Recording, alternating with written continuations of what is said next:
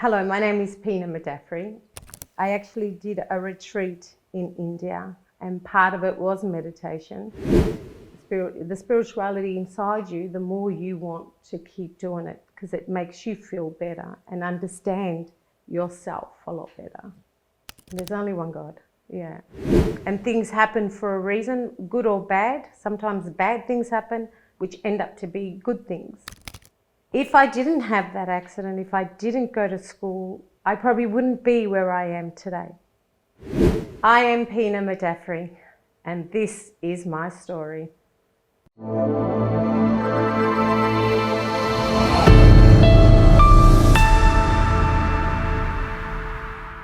Hello, my name is Pina Madafferi. I am married with 4 children. I have 3 grandchildren. I was born in Melbourne and I've lived in Melbourne for the last 58 years. And I'm Italian. Can you tell us about your journey with meditation and how do you discover its importance in your life? My journey with meditation started, I'd say probably about 4 or 5 years ago. I actually did a retreat in India and part of it was meditation. So I really enjoyed it. So I decided when I came back, I decided to look it up. I did a course and that was 3 years ago and I'm still in the middle of still studying meditation.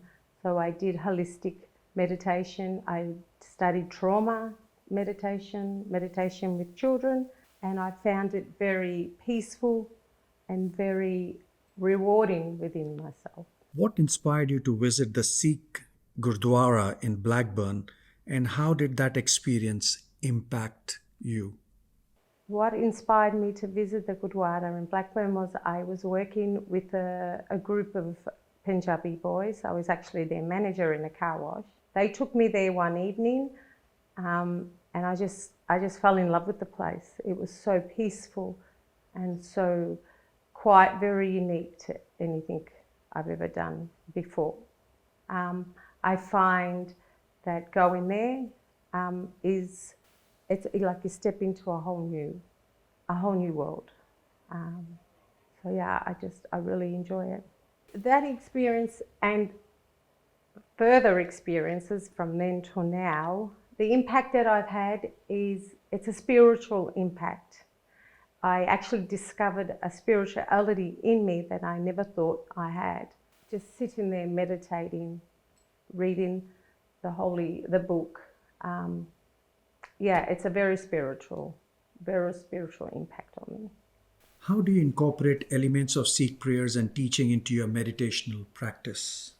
The Sikh prayers and meditation, they're completely different. I don't really use the prayers that I do at the Gurdwara, I don't use that on meditation because with my meditation I actually take my clients to their own special environment that they've been to and they enjoy, and I always guide them through there. At the Gurdwara, the prayers, I don't really bring the prayers in with the meditation because it's a completely different experience for myself and for my clients. When I'm there doing my prayers, it literally lifts something from you. It's like, it's hard to explain what you feel. So whatever I feel when I'm doing the prayers, I can pass it on to my clients doing the meditation, but in a different way, a different element, because the prayers and the meditation is different. When I go, I meditate while I listen to the hymns and while I do my prayers. But when I teach meditation, it's different. So yeah, so that's how I try to separate them, but not in a bad way, sort of in a good way, because it's really hard to combine them both. What specific aspects of the Sikh temple resonates with you the most? That when you walk in there, everyone is equal, everyone is one. It's like, again, I've stepped into a different world and it feels like the outside world doesn't exist. Obviously it does, but when you're in there, everybody does the same. Everybody tries to help out each other by doing Seva. Whatever part of Seva you do, it doesn't matter. Everyone is really friendly. Everyone goes out of their way to make you feel that you're welcome. And that to me is really, really important, because if that can't happen, it's really hard to keep going to do what I love doing. The meditation that I do, the prayers that I sit and do, there are mornings that it's just me on my own.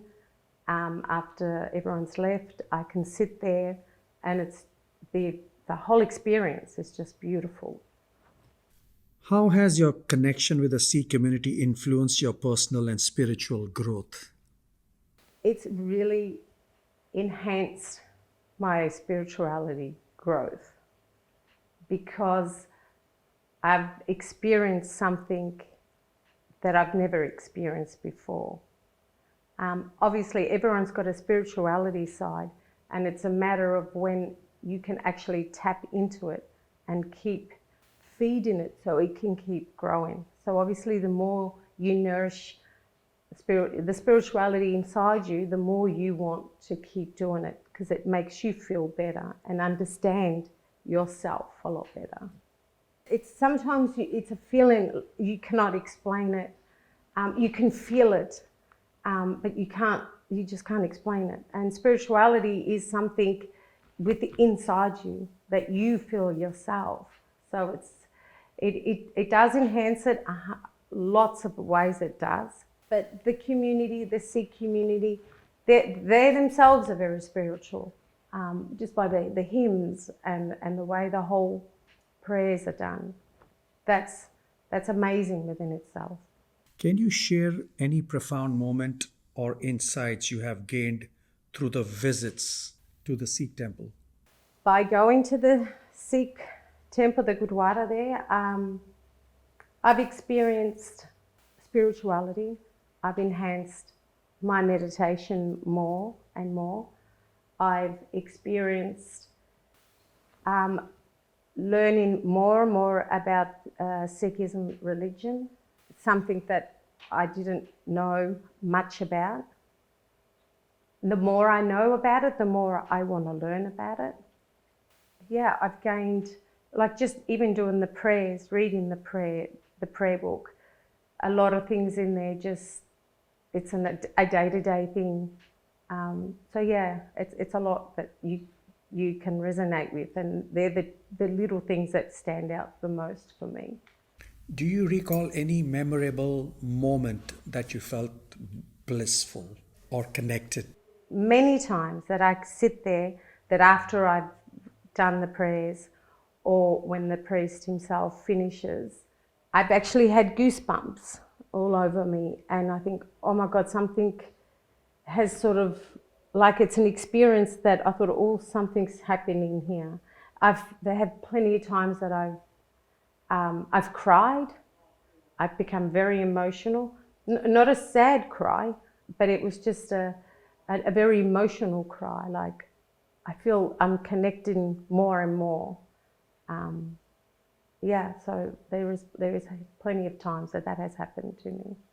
In what ways do you blend your Italian Catholic heritage with the teachings of Sikhism in your daily life?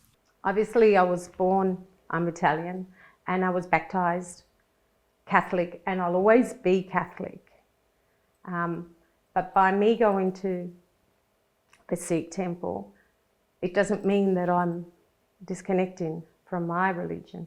I believe there's room for everybody to learn another religion. And there's room for everybody to learn. I can't incorporate them both because they're completely different. Our Catholic Church is open 1 hour a day, and then you can't go and do what I do or anyone does at the Sikh temple. That's opened all day, every day. So you can sit there and pray and meditate or whatever it is you want to do.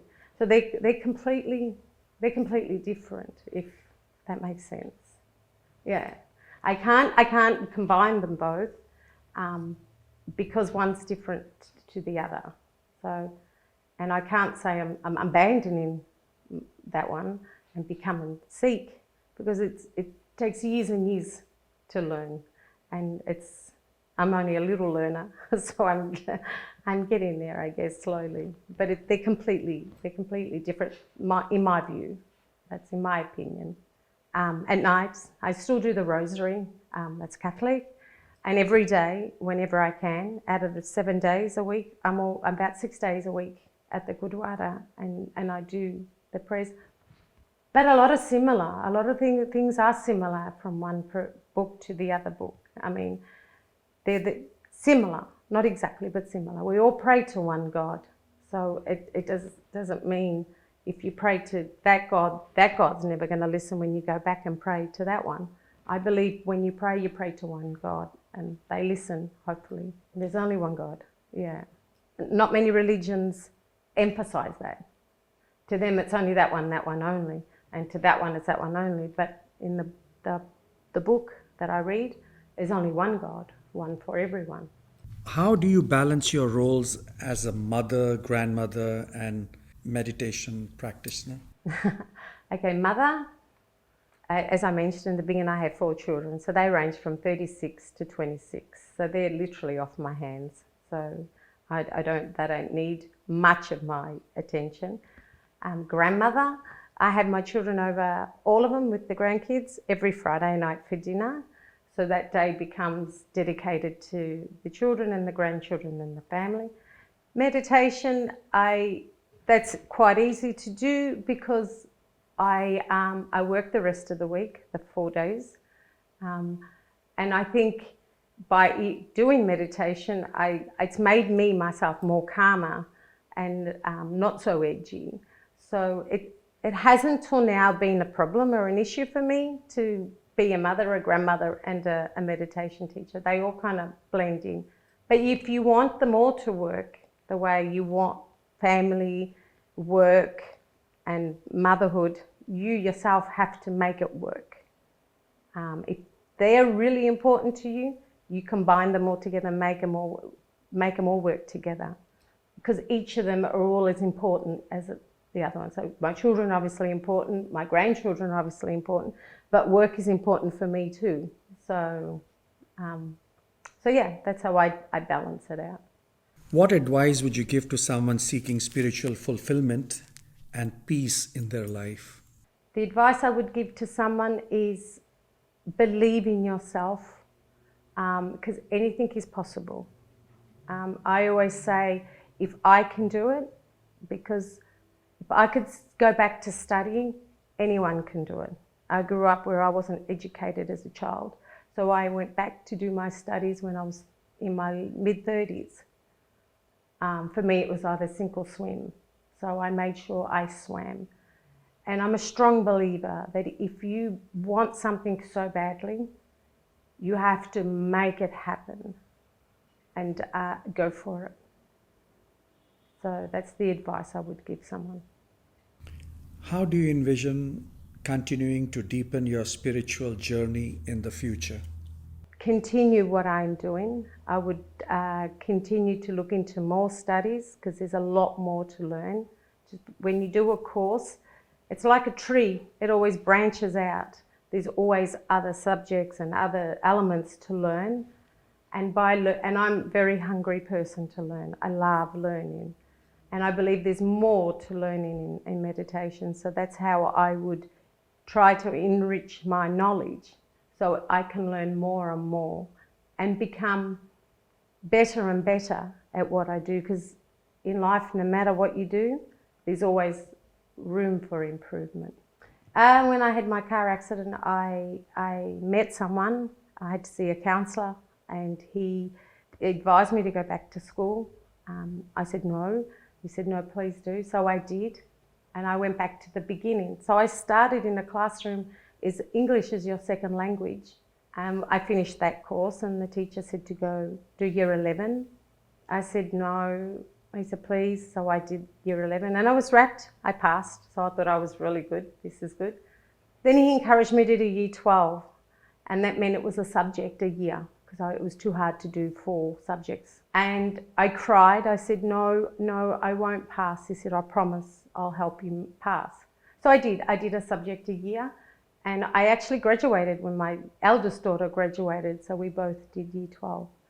So I had to be a mother, a wife, a housewife first and foremost. Then I was a student, and then I studied. I went and got a job, a little part-time job, so I can afford a tutor because I needed a tutor. So I worked part-time, washing dishes in a restaurant, in a fruit shop, whatever I could do, I did. And it got me through, and I got my BCE certificate, which for me was huge, absolutely huge. I actually got an award for that. I got the most outstanding mature age student for the year, and I actually made the local paper and all. So I think I saw the article the other day in the cupboard. So I was really proud of that.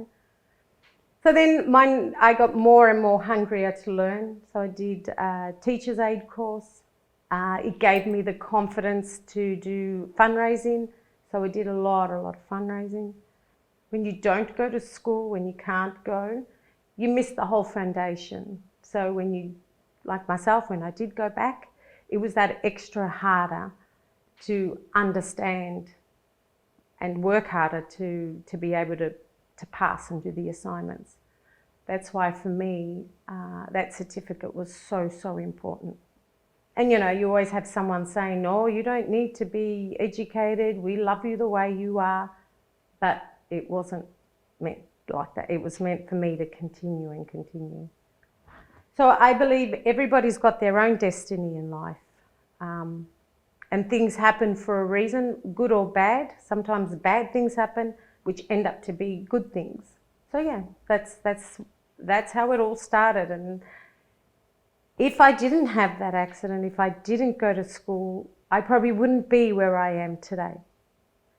And I'm different to my family and friends because I discovered something new in my life.